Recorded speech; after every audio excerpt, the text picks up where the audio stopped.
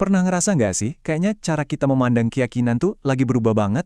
Nah, kali ini kita akan bahas tuntas gimana dunia modern dan teknologi, terutama AI, lagi ngebentuk ulang lanskap spiritualitas kita. Kita bakal lihat gimana pencarian makna sebagai manusia sekarang ini ada di persimpangan jalan yang sangat krusial. Kayaknya kita semua sering dengar ya kalimat ini, gua sih spiritual tapi nggak religius. Frase yang kelihatannya simpel ini ternyata bukan sekedar tren loh, tapi cerminan dari pergeseran yang gede banget di masyarakat. Dari yang tadinya patuh sama institusi, sekarang jadi lebih mencari pengalaman batin yang sifatnya personal. Yuk kita coba bedah bareng-bareng. Oke, biar gampang, kita coba bandingin deh. Nah, di satu sisi ada religiositas, lengkap dengan strukturnya, institusinya, aturannya yang jelas, ini ibaratnya jalan yang udah ada petanya.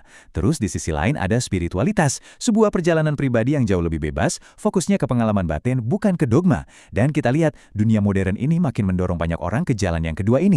Akibatnya, muncullah yang namanya pasar spiritual. Meditasi sama yoga sekarang jadi alat buat kesehatan mental. Lepas dari akarnya yang dalam banget, spiritualitas jadi semacam terapi. Orang-orang jadi bebas ngeracik keyakinan pribadi mereka dari berbagai tradisi. Ini kan sebuah kebebasan yang luar biasa ya, tapi ada risikonya juga. Saat semua tradisi cuma diambil sepotong-sepotong, apa kita justru kehilangan kedalaman makna aslinya? Tapi ya namanya juga hidup, setiap aksi pasti ada reaksinya. Sebagai respons dari kebebasan spiritual yang masif ini, muncul sebuah kekuatan penyeimbang yang kuat banget dan seringkali disalahpahami.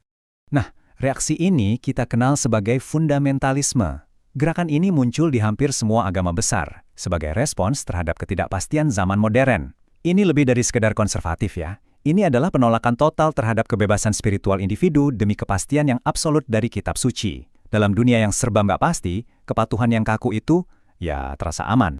Dan pas perdebatan internal ini lagi panas-panasnya, muncul gelombang baru yang bakal ngubah segalanya, kecerdasan buatan, atau AI. Sekarang kita bakal lihat gimana AI ini bukan cuma ngubah dunia kerja kita, tapi juga mengguncang fondasi dari keyakinan itu sendiri.